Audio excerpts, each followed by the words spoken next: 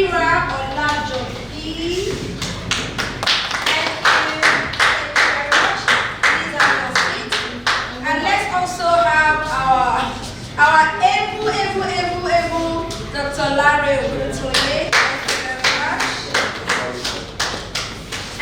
to moderate this session, let's make welcome Miss Omotosho.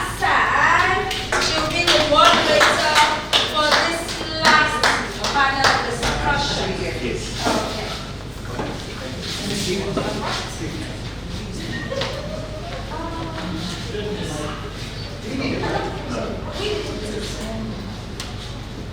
All right, good afternoon, everyone. Good afternoon. My name is Omotosho. It's good to be here, and I have my distinguished man and woman here.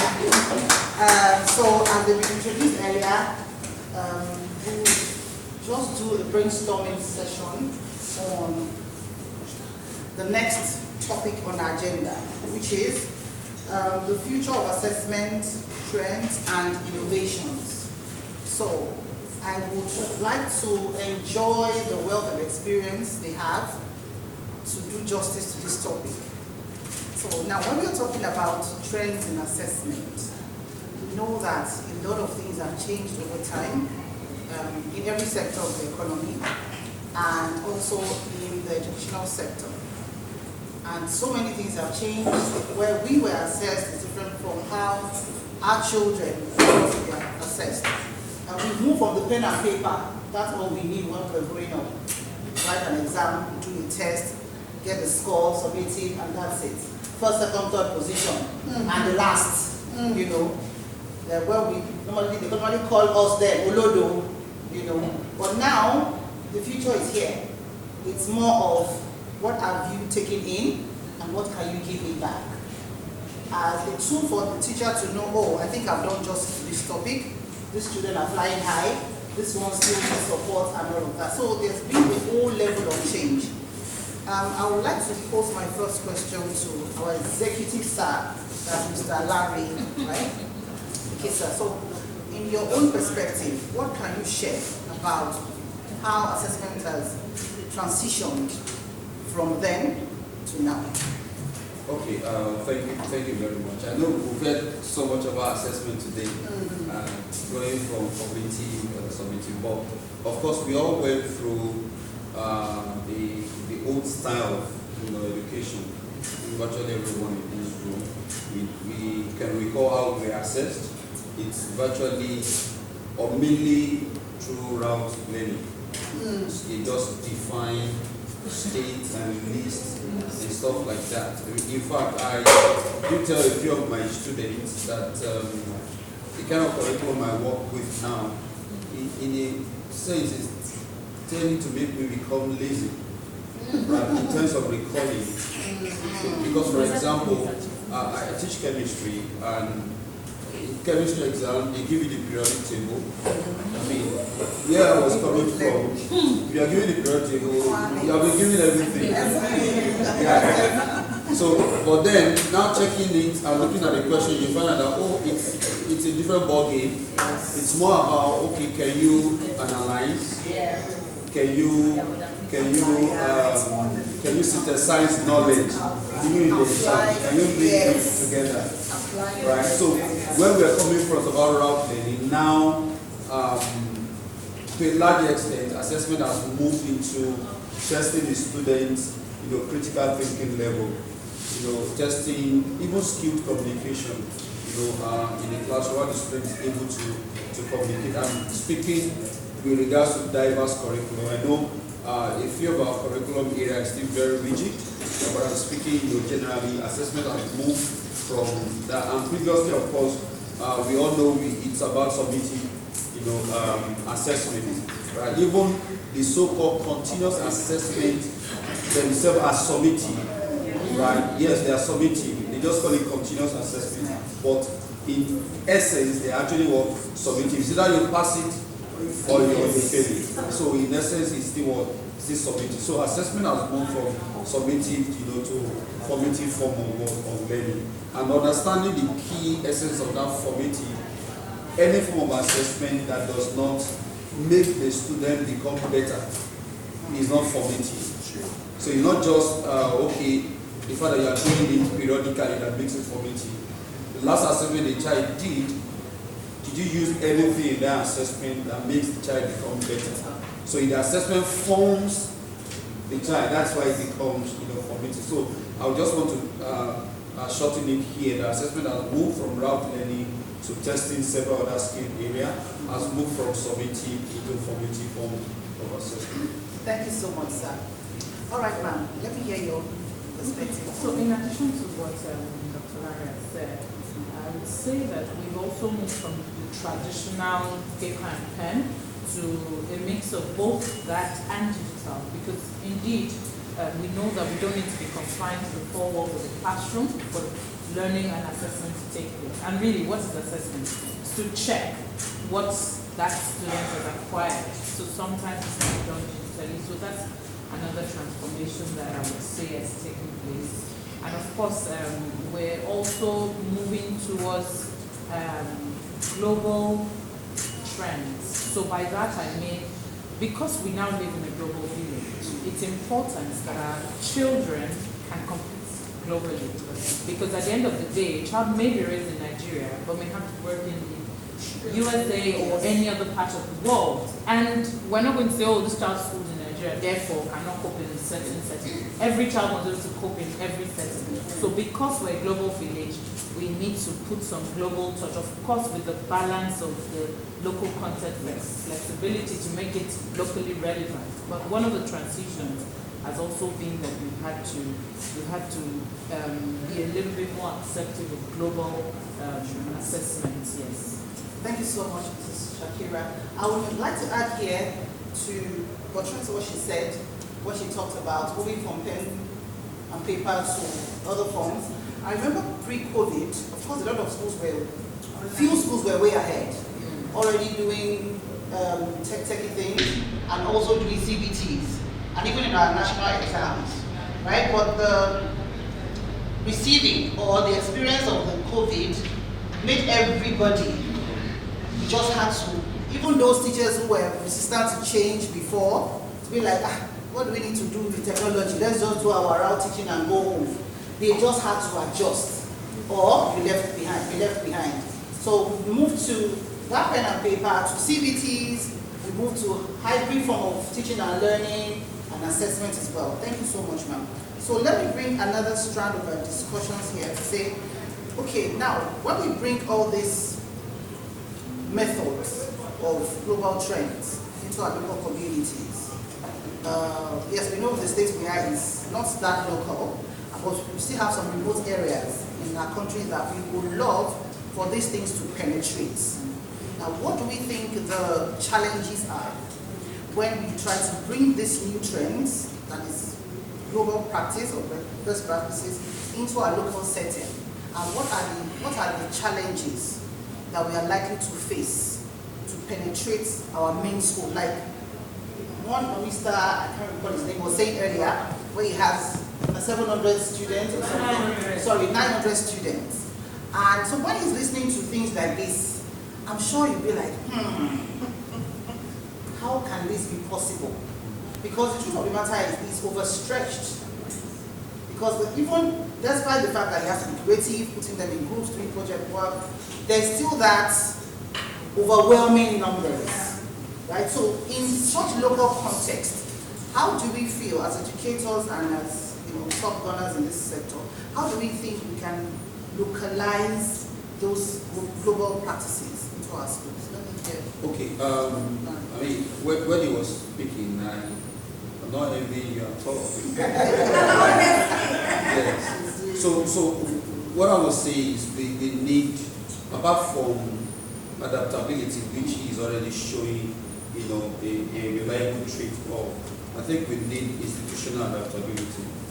I'm pretty sure that in one way or the other, because of his innovativeness, he may even get into trouble with the school administrators.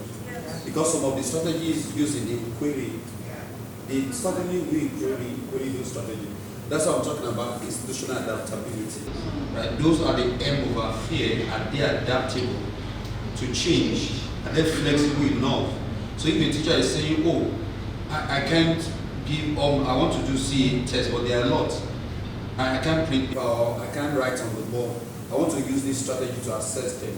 Would that strategy be acceptable by the administrator that will come to inspect his own class? That's why I'm talking about institutional adaptability. A very strong factor in adopting global best practices, into the local school context, right? So I also want to talk about how do we adopt that, right? Trainings, very key. Trainings running from the teacher to the administrator and to everyone who is a stakeholder in the school setting, including the parent. And I will keep hammering the issue of parent because the school is not a stand-alone. The parent and the student are the one accepting the products coming from the school. So including parents in that is very important. Right? A teacher might decide to say, okay, I want to assess my student this okay. I had an incident with during a tea party, and the parent was like, oh, I checked my child's notes, and it's so scanty, right? Or they are not writing notes. They are not. So I gave her an example of a student I used to have. She had one of the best notes that I've ever seen, colorful, neat handwriting and all that, but she had nothing of them. Right? So I asked the mother, which do you prefer? She was just looking at me like that. So if parents are properly carried along, because there is no way you want to adopt international best practice that your strategy will not change from what is normal to what is initially termed as abnormal. And at that point, the initial, as they call it in physics, inertia, right, will be there. Everybody wants to resist that change, but you that have seen that this is a global best practice and you're trying to be innovative, you need to educate those that are stakeholders. So when we educate those that are stakeholders, matching with adaptability, I believe global best practice will come to stay with us. Thank you so much, ma'am. I want to add something before I let you speak. I want to pick some things from what he said, where we need to immerse the heads of schools, the teachers, all stakeholders, the parents, in whatever practice we are bringing in. So like we normally do when you want to go to new areas to introduce things to them, the best way for it to work is to have the stakeholders seated, where you do like a pilot of what you want to introduce to them.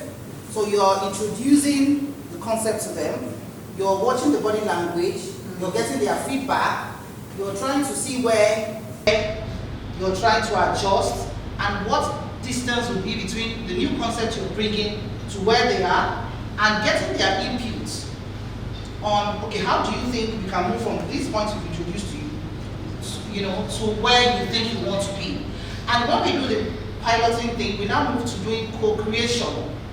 So whatever thing we are bringing in, because we respect the local context, the local culture, maybe the tolerance level or the level of economic power, if we try to bring them in to say, we're not just going to dump this document on you, we'll sit down together and see what is acceptable. For example, I've worked in the north, and I know that when I was taking some things there, I had to sit with the heads.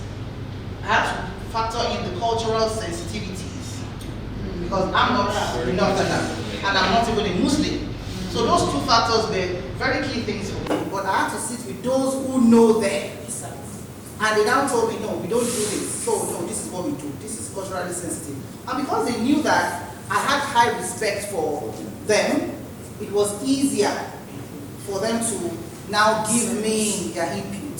So we now did a kind of, okay, now we are going to take it from here to here. Ma'am, I'm very happy that you are a Muslim. And where, for example, somebody like me who is not a Muslim, I'm going into such an environment. What are the things you can tell me, or what do you think somebody who is a stranger into that kind of environment can put as key factors in terms of the culture, tradition, religion, or maybe let's even say the level of development? I'm looking at the local schools. What are the other things you can add to such Okay, situations? thank you. I'd say that the very first thing, going into any community and trying to embrace global practices, irrespective of what their culture or religion is the mindset.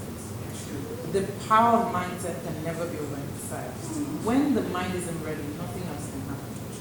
But when they're convinced that this is necessary or this is a step in the right direction, then they would even listen. Because you talked about the co-creation, but we need the emotional buy-in first of all. Yes. So I'd say that the mindset is very key. And then the next thing is what you've talked about, cultural relevance. It's important. You know, it's not even just about going to the north. Bringing something from the Western world to Africa, we have to make it culturally relevant. The kind of names, the kind of food, it has to be things that our own children are familiar with. You're talking about meals that they have never seen or heard, and that's going to cause a disconnect and affect how they're going to embrace the learning. Because some of these children, remember, they're human. Yes. They already have a mindset that why are they bringing All these things to us. Yes. So it's important that we make what we're bringing in culturally relevant to the environment that we're bringing it into. And of course, when you now talk about specific environments that are going to the north, what you did was perfect.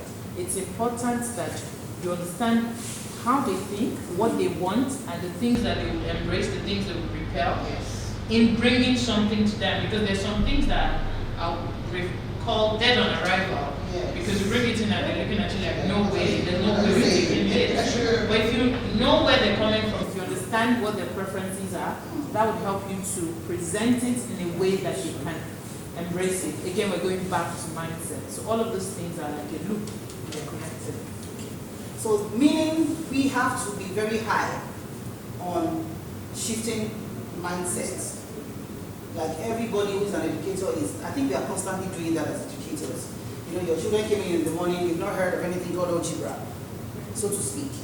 But you are trying to get their mindset. If you're going to dance, for them to understand algebra, better do the dancing. If you're going to jump, you better do the jumping. If you're going to go to the playground, you better go there. Because you want to have their buy-in. You want to, like Ma'am said, you want to get them emotionally attached to you, so that whatever you're giving out, they are ready to receive. All right, now, thank you so much.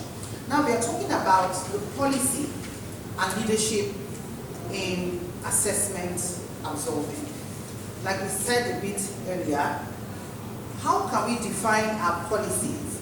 Do we have policies that are stated on how to bring things into our own local environment? And the leaders that are stakeholders, maybe the government, the educational institutions, the head of schools, how can we describe their openness to bring in, for example, Mr. Larry also said it, he works in a government school. He's trying to bring things in. If it's a private school, it might be easier. You just sit down with your boss and say, ma'am, I saw this thing. The children enjoy it. Let's try it. And she said, okay, let's go next week. Okay, let's have a teacher's meeting. And maybe within a week or two, everybody's jumping up and enjoying the trend. But when it comes to like that kind of institution, which is a government institution, they might say there's a policy that says, for you to introduce something like this, it has to come from the top. So that it might be called to say, please come and defend. I like it as the head of school of a public school, but I'm not able to give you the approval because maybe there's a policy somewhere. So how do we think the policy and the leadership are in sync to bring creative educators' strategies into our practices, especially in terms of assessments? Let's do it like that. I'll start with you again, ma'am. Okay, thank you very much. When I heard him speak, I told myself I had to get his contact so that the next time I go to speak to Lagos State teachers, I can take him along. Wow! Let's do it. So the last training I did with Lagos State teachers, they practically ate me alive. Honestly. They'll tell you that this is impossible. It's how it works. This is how we do it. Yes, they'll tell you it's because you don't work in a private school. No. I had to start volunteering in private and in public schools so that I can tell them that these things are doable. So you see, I think that our policies, especially in government, you see what's happening in our educational system at the public school level is so far away from what's going on in the private school. And that's why you see that today everybody wants their children to go to the private school. Even the public school teachers have their children in the private school because our policies are still from the 1970 something. Yes. So all of these things that we're talking about, inclusive assessment, making it more formative, they don't happen in the public schools. They're still learning matter is anything that has space and yes. The children cannot they're not going beyond knowledge and comprehension. The first two steps in the Bloom's taxonomy, they're not going beyond that. So in getting policies to really become 21st century compliant and effective, we need to break that gap. We need government to listen to the people who are doing these things and working. We have a lot of amazing private schools in Nigeria that are winning global competitions. You're hearing about the first thinking school in Nigeria. We have so many John Hopkins awards and all of this. So the government should be asking, these are Nigerian children, these children are in Nigeria, what are their schools doing differently and how can we adopt it? And there should be like a kind of forum where the private educators will sit in with the public school educators and then they can rub minds. But what we have today is there's a block. A lot of people in the public school are older, they're more experienced, they'll tell you, what do you know? You know, they'll tell you, oh, I've been doing it for 35 years. There's no way you're going to tell me what to do, and this is how we've been doing it. And so it's not even likely that his head of school will say, oh, I like this. He's probably going to get into trouble. And someone's going to tell him, do you think you have two heads? You were not born when I started teaching. You know? So it's important for us to bridge this gap. There's a huge gap. All right, so how do you think we can bridge the gap? Bridging the gap, I will talk in terms of public-private partnership. It's very key. To see and advise that the government need to come down from their high horses. Yes, and learn from the private schools that are pushing the frontiers. And I remember during the COVID, I wrote an article and we raised some kind of eyebrow. I was calling for when government was assisting public schools, private schools didn't get any form of assistance. Didn't get any form of assistance whatsoever. The focus was on public schools. But where we are post-COVID is because of the efforts of the private schools. They were the one that opened us to online teaching, online learning, and pushing the frontiers, trainings left and right. So I think that if there is a system where the public and the private can partner together and learn from one another. I've been to many seminars, brainstorming session, and when you hear people from either the private quarters or the government quarters speak, it's almost like we are fighting. It shouldn't be so. You see, the government person will speak and say private schools are the ones spoiling education, right? And the private school will say the government schools are not that developed, right? So neither of them is telling the truth and neither of them is telling the lie. So I just think that they need to work to come together, right? We need to learn from those who have best practices, right? And specifically speaking to government, because private schools do not form the policy. No matter how good they are not the one responsible for forming the policies, right? It's the government that forms the policy. So public-private partnership, right? From all the private schools and all the public schools, we have people who are good heads, we are educators. And the truth is, if you go down to how these policies are drafted, right? How many teachers were involved in drafting these policies? How many educators have actually a say in the policy, right? I know people meet together, think tank, and the rest, drive the policy and push it down. At the end of the day, you find out that these things cannot be implemented because the mindset of people who drafted it, they possibly don't have the classroom, idea. So we will partner together. I'm pretty sure that we are going to move our education system forward. Thank you so much, sir. I need to add here that when it comes to best practices, it's not static. The best practice in the last 5 years might not be the same now. And it's not necessarily universal. That means that some we can't. Some of us we are still 100 years away from it. Even in Nigeria here, when you compare some schools in Lagos with some schools in Sokoto, it's like 200 years behind. So when we are talking best practice, they're like, what are you guys talking about? Where is that from? You know. So, but from what we've all said earlier, it means that whatever we are bringing in, we need to do a cultural analysis. Very, very key. Yes, for applications to be meaningful, we also need to do contextual analysis. Like she said, when we have an emotional buy-in and how it is relatable to a particular region, right? So those are the key things I want us to take away today as an understanding of the best practices and how to bring it into our local environments.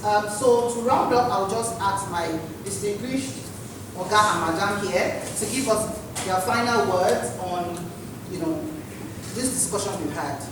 What can you tell us now? Okay, so for me, I'd say that to all of us, educators, school leaders, even parents, we need to develop and continue to improve upon our growth mindset. When it comes to assessments, we should be flexible. Because indeed, like you said, what was relevant years back may not be relevant today and definitely not going to be relevant for the future. We do not want our children to get to the future and become stranded. And that's the situation we already have in the country. A lot of people think that unemployment is a problem, but it's actually unemployability. People will leave school. Did you get that? Please say that again. Say that again. Unemployment, ma'am, please can you Unemployment isn't the challenge. Unemployability is the challenge. Because you see, again, because I work with schools, I know a lot of schools who have vacancies. A lot of vacancies. Yes. And also other industries. Not just schools, yes. But then we also have a lot of young people looking for jobs. But they were shortchanged in school. They were taught to memorize. So they get to the workplace and their boss is saying, go do this. And they're saying, I've never done it before. But you're educated. You don't need to have done it before. You have adaptability. Yes, you can see. You realize that a lot of people are letting go of some of their staff because there's AI. Because AI can even do some things more effectively than humans. But you tell someone to go and create a Google form for a seminar, and they say, what should I do to the Google form? What are the information? I'm like, okay, let me just do it myself if I'm going to be giving you all of this information. So it's important for us to have that growth mindset and be ready to move with the future so that we do not get, it's like a kind of change or be changed, so that we don't get changed. Thank you so much, ma'am. So can we get a round of applause for her? So my advice is to all educators. I want to encourage us to see ourselves as stakeholders. Don't take yourself out of the equation. In fact, I am encouraging every educator here to see themselves as intrapreneur. You may not be the owner of the school and don't say, well, I have said it, if they don't take it, I will just leave it. No. Take it as if it were to be your business and you want to sell a product to a customer and the customer does not accept, will you take the product back? You keep pushing until they buy it. Right? That vision that you have as an entrepreneur within your school system, you are a change agent, you are an innovator. Keep pushing until that change that you want to see. Yes, but you buy it. That is the mindset of an entrepreneur, right? So you must see, yourself that way, and let us know that whatever you do, right, posterity is going to judge us. Thank you. Thank you very much. And with that, we've come to the end of this panel session, and that's also the end of Island 020.